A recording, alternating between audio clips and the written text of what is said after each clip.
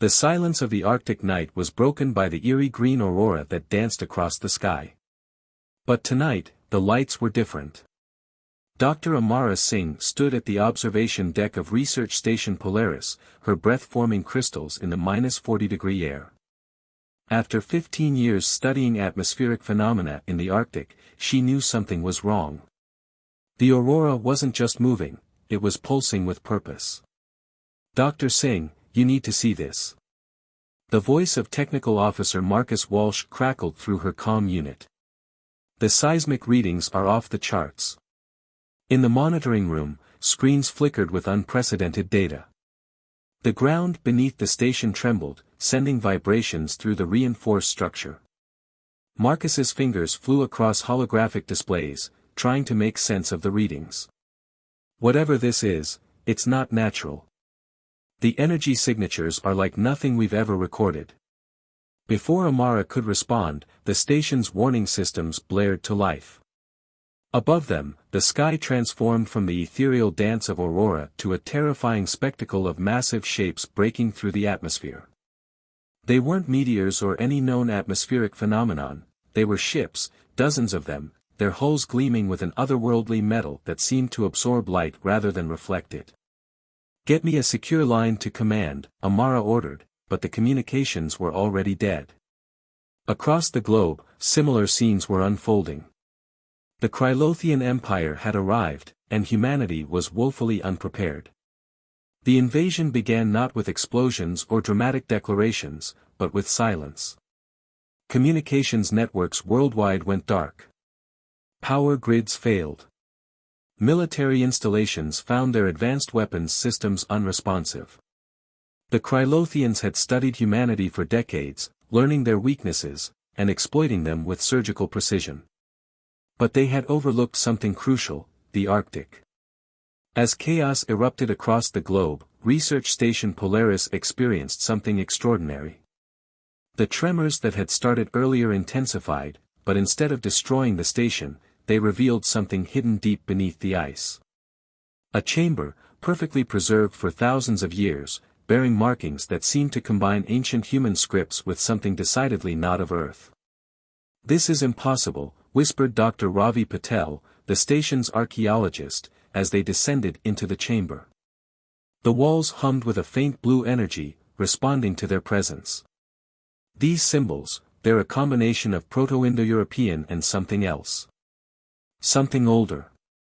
The chamber contained what appeared to be a control room, but its technology was far beyond anything humanity had achieved. As Amara approached the central console, it illuminated, responding to her presence. Images filled the air around them, star maps, technical schematics, and most importantly, detailed information about their invaders.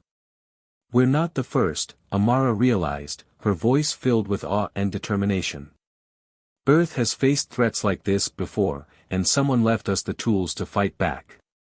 The station's remaining crew gathered in the ancient chamber, Marcus Walsh, Dr. Ravi Patel, Lieutenant Nora Winters of Station Security, and several others. They were a small group, but they were about to become humanity's first line of defense. As they worked to understand the ancient technology, reports filtered in through emergency channels.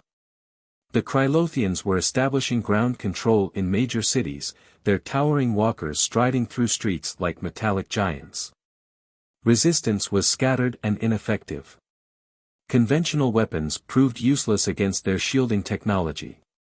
But in the Arctic chamber, hope was taking shape. The ancient defense system was designed specifically to operate in extreme cold, conditions that the Krylothians, despite their advanced technology, struggled with. The very environment that had always made the Arctic so challenging for humans would become their greatest advantage. "Look at this," Marcus called out, pointing to a simulation displaying Krylothian ship schematics. "Their hull composition, it becomes brittle at extreme temperatures. They never adapted their technology for sustained operation in polar conditions." Lieutenant Winters was already formulating tactical possibilities. "We can use the ice itself as a weapon." The station's thermal regulators, modified with this technology, could create zones of intense cold that would literally tear their ships apart. As they worked through the night, more survivors began arriving at the station. Military personnel who had escaped the initial assault, scientists from other research stations, and indigenous people who knew the Arctic secrets better than anyone. Each brought vital skills and knowledge that would prove crucial in the coming fight. The ancient chamber became their command center, and Research Station Polaris transformed into humanity's last, best hope. They named their resistance movement the Arctic Dawn, a promise that light would return to Earth's darkest hour. Dr. Singh stood before the assembled group, her voice carrying the weight of their situation but also its possibility. We're not just fighting for survival anymore. We're fighting for every human who has ever looked up at the stars and dreamed. The Krylothians thought they could silence humanity, but they forgot something fundamental about our species: we have never, ever accepted defeat. As if in response to her words, the chamber's systems pulsed with renewed energy. Outside, the aurora borealis took on a different pattern, one that the ancient technology recognized. It wasn't just a natural phenomenon, it was a network, a weapon, and now it was awakening. The battle for Earth would begin here, in the endless night of the Arctic winter, where humanity's oldest secrets and newest defenders would unite to challenge an empire that thought victory was already theirs. The silence of invasion was about to be broken by the roar of humanity's response, echoing from the ice and snow of Earth's last unclaimed frontier. The ancient chamber beneath Research Station Polaris had become a hive of activity. 2 weeks had passed since the initial invasion, and the Arctic Dawn resistance had grown from a handful of survivors to a coordinated force of over 300 people. The indigenous knowledge of the Inuit people had proven invaluable, particularly through the guidance of Master Hunter Auclac, whose understanding of Arctic survival had kept supply lines open between hidden camps scattered across the tundra. The Krylothians are expanding their search patterns, Lieutenant Winters reported, pointing to a holographic map generated by the ancient technology. Red dots indicated enemy positions, steadily creeping northward. They know something's interfering with their operations up here, but they haven't pinpointed us yet. Dr. Singh nodded, studying the movements. The ancient chamber's systems had allowed them to tap into the Krylothians' communications network, giving them a crucial advantage. Their ground forces are suffering in these temperatures. Every walker they've sent above the Arctic Circle has experienced systematic failures within 48 hours. The resistance had already scored several small victories. Modified thermal devices, reverse-engineered from the ancient technology, had been used to disable Krylothian patrol units. The enemy's advanced shields were useless against weapons that didn't attack their ships directly but instead altered the environmental conditions around them. Marcus Walsh had made another breakthrough. Working with a team of engineers, he had discovered that the Aurora network wasn't just a weapon, it was a vast communication system. The ancients who built this place, he explained, they used the magnetic field lines themselves to transmit data. That's why the Krylothians can't detect or interrupt it. We're literally communicating through the Earth's own electromagnetic field. The discovery had allowed the Arctic Dawn to coordinate with other pockets of resistance worldwide. Small groups of survivors, fighting their own battles against the occupation, now had a secure way to share intelligence and resources. But the most significant development came from Dr. Patel's continued study of the chamber's historical records. The Krylothians have been here before, he announced during an emergency council meeting. The assembled leaders fell silent as he projected ancient images into the air. Approximately 12,000 years ago, they attempted their first invasion of Earth. The civilization that built this chamber, they were our ancestors, but they had help. Help from the stars. The images showed scenes of an ancient battle, fought with technology that seemed impossible for its time. Earth was part of a galactic defense network, Ravi continued. The Arctic installations were humanity's contribution to that network. We weren't just some primitive species, we were guardians. This revelation changed everything. The chamber wasn't just a random discovery, it was humanity's inheritance, waiting to be reclaimed. The ancient defenses had been designed to be reactivated by human descendants, which explained why they responded so readily to modern human interaction. Auclac stepped forward, his weathered face thoughtful. Our stories speak of lights in the sky that danced with purpose, of guardians who watched from the ice. We thought they were legends, but they were memories. The pieces were falling into place, but time was running out. The Krylothians were adapting their technology, developing new cold-resistant materials. They had already lost several ships to the extreme conditions, but each loss taught them how to better protect their forces. Lieutenant Winters had been developing new tactics, combining modern military strategy with the ancient technology and indigenous knowledge of Arctic warfare. "We need to strike soon," she insisted. "Hit them hard before they can fully adapt." The ancient records show that the last time they were defeated, it was through a coordinated global assault that drove them into a killing cold. Dr. Singh agreed. The ancient chamber had revealed plans for a device that could amplify the Earth's magnetic field, creating a polar vortex of unprecedented power. But building it would require resources they didn't have, resources that were locked away in other Arctic installations that had fallen silent millennia ago. "We need to split our forces," she decided. Small teams, highly mobile, moving out to reactivate the other installations. The Krylothians won't expect us to expand our operations in these conditions. The risks were enormous. The Arctic winter was approaching, bringing months of total darkness and temperatures that could kill in minutes. But the darkness would be their ally, providing cover for their operations while further hampering the Krylothians' ability to track them. Teams were assembled, combining military personnel with indigenous guides and scientific experts. Each would head to a different installation site, carrying modified versions of the ancient activation keys discovered in the chamber. Lieutenant Winters would lead the military coordination, while Auclac's hunters would ensure their survival in the harsh conditions. As the teams prepared to move out, Dr. Singh made one final discovery in the chamber's archives. The ancient civilization hadn't just fought the Krylothians, they had sealed Earth away, hiding it from galactic society to protect its development. The Arctic installations were meant to be humanity's key to reclaiming their place among the stars, when they were ready. "We're ready now," she announced to the assembled teams. "Not because we chose this moment, but because it chose us.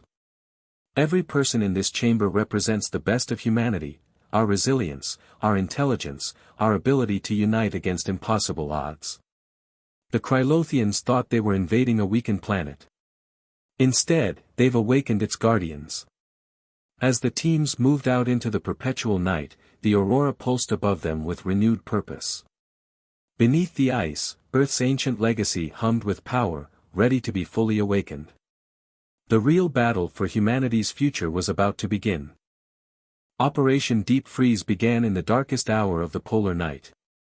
5 teams had successfully reached and reactivated the ancient Arctic installations, creating a network of power that hadn't existed on Earth for 12,000 years. Each facility hummed with renewed energy, their systems synchronizing through the aurora network that now blazed continuously across the northern sky. Commander Winters watched from the command center as the first phase of their offensive took shape. The Krylothians had established their primary base in what was once Moscow, their ships forming a massive hovering citadel above the city. They had chosen the location for its strategic value, but they hadn't counted on its proximity to the Arctic Circle becoming their greatest vulnerability. "All installations report ready," Marcus announced, his fingers dancing across the holographic controls. "The magnetic field amplifiers are charged to maximum capacity. Temperature in the target zone is already dropping." Dr. Singh stood at the central console, her hands hovering over the activation sequence. The ancient technology responded to her presence, interfaces glowing with a soft blue light. "Begin the countdown. Alert all teams to prepare for counterattack." The plan was audacious. They would use the synchronized power of all 6 Arctic installations to create a massive polar vortex, driving temperatures down to levels that would disable the Krylothian technology. But the enemy was far from defenseless. As the countdown reached 0, the chamber filled with a deep resonance. Above ground, the aurora transformed into a spiral of intense light, focusing its energy southward. The Krylothians detected the power surge immediately, their ships rising higher into the atmosphere in an attempt to escape. But they had fallen into a trap. The rising ships encountered a wall of supercooled air, flash freezing their external sensors. Dozens of vessels, their systems failing, began falling from the sky. The hovering citadel above Moscow, their command center, found itself at the epicenter of a manufactured polar storm unlike anything Earth had seen in millennia. Multiple enemy ships down, reported Lieutenant Kira Yoshida, their tactical officer. Their ground forces are attempting to compensate, but the cold is affecting their walker units even faster than we predicted. The Krylothians fought back with desperate fury. Energy beams lanced through the storm, attempting to target the source of the Arctic assault. But the ancient installations were well protected, their defenses bolstered by both technology and the natural fortress of ice and rock that surrounded them. Master Hunter Oklak coordinated the ground teams, using the chaos of the storm as cover to strike at vulnerable enemy positions. His warriors, equipped with a combination of ancient tech and traditional weapons adapted for the extreme cold, moved like ghosts through the whiteout conditions. The enemy is adapting, Marcus warned after several hours of continuous assault. They're redirecting power to their thermal shields. The storm's effectiveness is dropping. Dr. Singh had anticipated this. Initiate Phase 2, she ordered. Activate the resonance pulse. This was the riskiest part of their plan. The ancient installations had been built with the ability to generate a specific frequency that could disrupt Krylothian shield technology. Using it would drain their power reserves significantly, leaving them vulnerable if it failed. The resonance pulse built slowly, harmonizing with Earth's natural magnetic field. When it released, it was like a silent thunderclap that rippled across the northern hemisphere. Krylothian shields flickered and failed, leaving their ships exposed to the full fury of the Arctic storm. The effect was devastating. Without their shields, the extreme cold tore through their hulls, freezing vital systems and crystallizing their advanced materials. The mighty citadel above Moscow, symbol of their invasion's success, began to break apart. But the victory came at a cost. The power drain from the resonance pulse had weakened the ancient installation's defenses. Krylothian forces, desperate and enraged, launched a final counterattack. Their remaining ships, diving through the storm, targeted the exposed facilities. Installation 3 is taking heavy damage, Marcus reported, his voice tense. Installation 5 reports critical system failure. Dr. Singh made a difficult decision. Divert all remaining power to the magnetic field generators. We need to finish this now. The Arctic storm intensified one final time, temperatures plummeting to levels that threatened even their own shielded facilities. The Krylothian assault faltered as their weapons systems froze solid. Their mighty warships, designed for the depths of space but unprepared for Earth's polar extremes, began breaking apart under their own weight. When the storm finally subsided, the northern sky had been cleared of enemy ships. The Moscow citadel lay in ruins, its fragments scattered across the frozen landscape. But the victory was incomplete, Krylothian forces still held much of the southern hemisphere, and their main fleet remained in orbit, regrouping for another assault. We've shown them we can fight back, Commander Winters addressed the gathered resistance leaders. But this was just the beginning. They'll adapt their technology, develop new defenses against the cold. We need to be ready for their response. Dr. Singh nodded, studying the damage reports from their network of installations. The ancient technology proved its worth today, but we've only scratched the surface of its capabilities. There's something else hidden in these facilities, something the Krylothians fear more than the cold.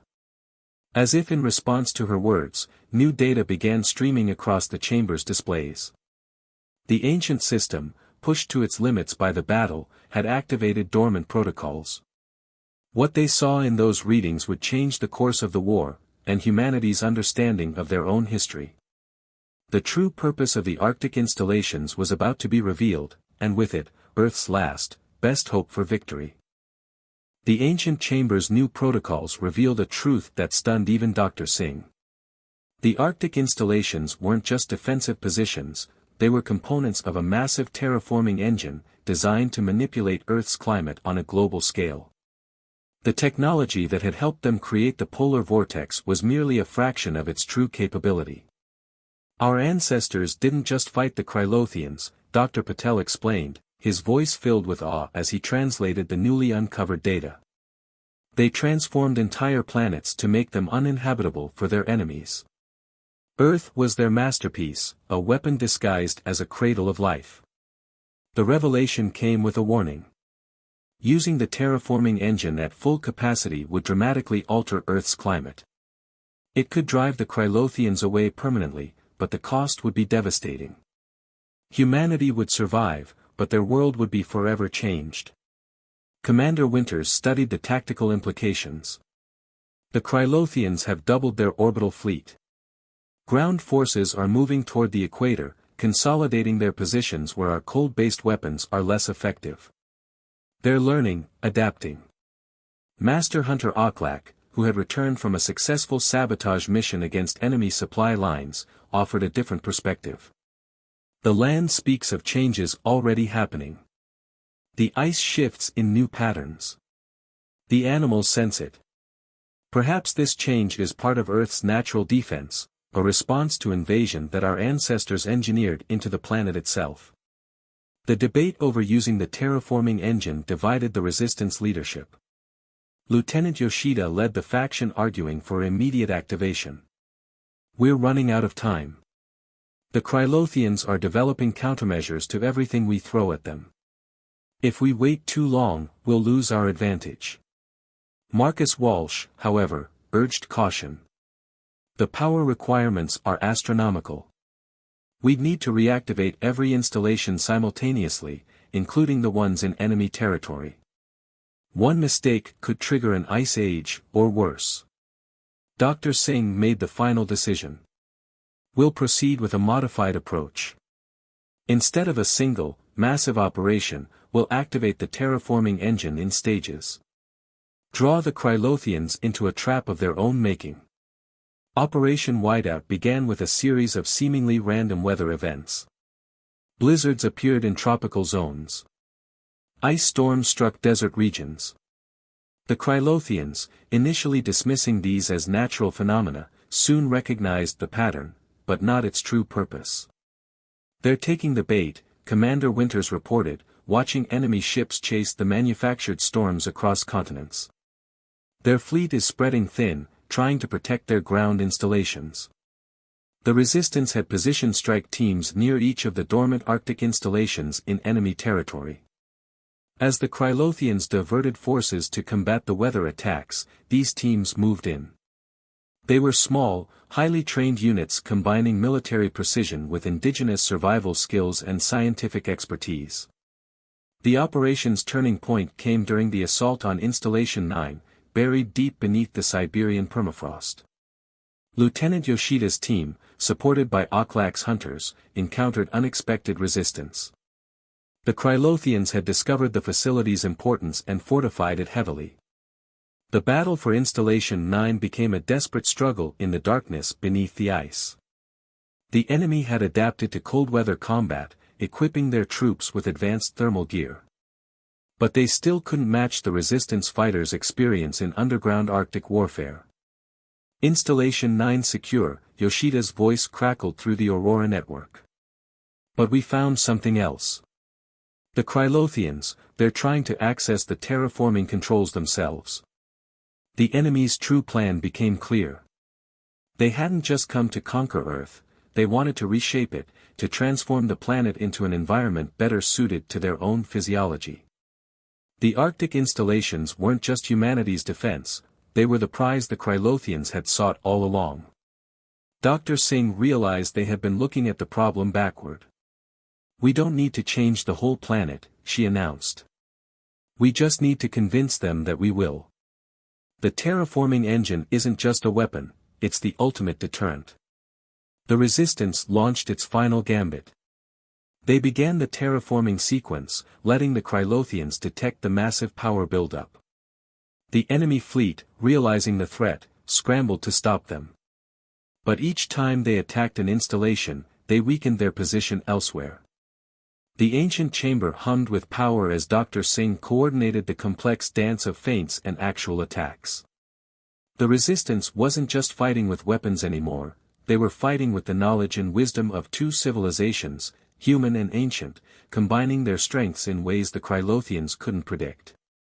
As Operation Whiteout reached its climax, the northern sky blazed with an aurora more brilliant than any in recorded history. The terraforming engine powered up, not to reshape the planet, but to demonstrate humanity's resolve. The message to the Krylothians was clear: Earth would never be theirs, even if humanity had to transform it into a frozen wasteland to keep it free. The enemy faced a choice: retreat or face a war they hadn't expected, against a planet that could change itself to destroy them. But even as the Krylothians considered their options, the resistance knew the real battle was still to come. The next few hours would determine not just the fate of the war, but the future of Earth itself. The Krylothian High Command's response came not as a surrender, but as an all-out assault. Their entire fleet descended from orbit, a last desperate attempt to seize the Arctic installations before humanity could fully activate the terraforming engine. The sky turned black with ships, their massive forms blocking out the perpetual polar night. "They're concentrating everything they have on the primary installation," Commander Winters announced, watching the tactical display as thousands of enemy signatures converged on their position. "They know they can't take all the facilities, so they're trying to break the network's linchpin." Dr. Singh stood at the ancient chamber's master control console, her fingers steady despite the gravity of the moment.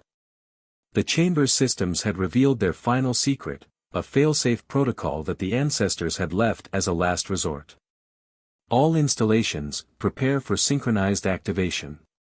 Operation Aurora begins now." The fail-safe wasn't just about weather control or defensive capabilities. It was about awakening something that had lain dormant within Earth itself.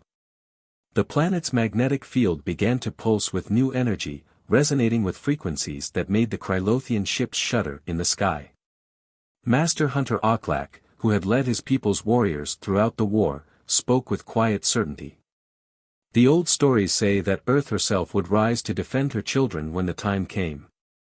We thought it was legend. Now we know it was prophecy." The assault began with overwhelming force. Krylothian energy weapons carved glowing paths through the aurora, while their ground forces advanced through the howling wind. But with each step they took, the very ice beneath their feet seemed to resist them. Marcus Walsh monitored the power readings as they climbed to unprecedented levels. "The magnetic field is amplifying exponentially. It's like the planet is remembering what it used to be." The ancient technology wasn't fighting the Krylothians, it was revealing Earth's true nature. The planet had never been just a world, it was a nexus, a focal point of natural forces that the ancestors had learned to harness. The Arctic installations weren't controlling these forces, they were unleashing them. Lieutenant Yoshida's voice cut through the chaos. Multiple enemy ships showing critical structural failure. The magnetic pulses, they're not just disrupting their technology. They're pulling the ships apart at the molecular level. The Krylothian fleet, realizing too late the trap they'd flown into, attempted to retreat. But Earth's awakened magnetic field held them in place, their once mighty ships now helpless in the grip of forces they couldn't comprehend. Dr. Singh activated the final sequence. The Aurora network, no longer just a communication system, transformed into a visible manifestation of Earth's power. Waves of energy rippled outward from the poles, enveloping the planet in a protective field that the ancestors had designed but never fully implemented. This was never about winning a war, Dr. Patel realized, reading the last translations from the ancient data. It was about reclaiming our heritage. Earth wasn't hidden from galactic society, it was evolving, waiting for humanity to be ready for this moment. The Krylothian High Command, their fleet in ruins and their ground forces in retreat, transmitted their unconditional surrender. But it came with a revelation of their own. They had invaded Earth not just for conquest, but because they had feared what humanity might become upon rediscovering their true potential. As the enemy ships withdrew from Earth's atmosphere, the ancient chamber revealed its final message. Earth's transformation wasn't ending, it was just beginning. The Arctic installations had initiated changes that would gradually reshape human civilization, not through catastrophic climate change, but through the awakening of dormant capabilities within both the planet and its people. Commander Winters gathered the Resistance leadership for what would be their final war council. "We've won the battle," she announced, "but our real work is just beginning. The galaxy knows we're here now. We need to be ready for what comes next." Dr. Singh nodded, understanding the magnitude of their victory and the responsibility it brought. The ancestors didn't just leave us weapons or defenses. They left us a legacy, the knowledge and tools to take our place among the stars. But this time, we'll do it on our own terms. The Arctic installations, their primary purpose fulfilled, didn't power down. Instead, they transformed, becoming the foundations for a new kind of human civilization. One that would combine the wisdom of indigenous peoples, the innovation of modern science, and the profound legacy of their ancient guardians.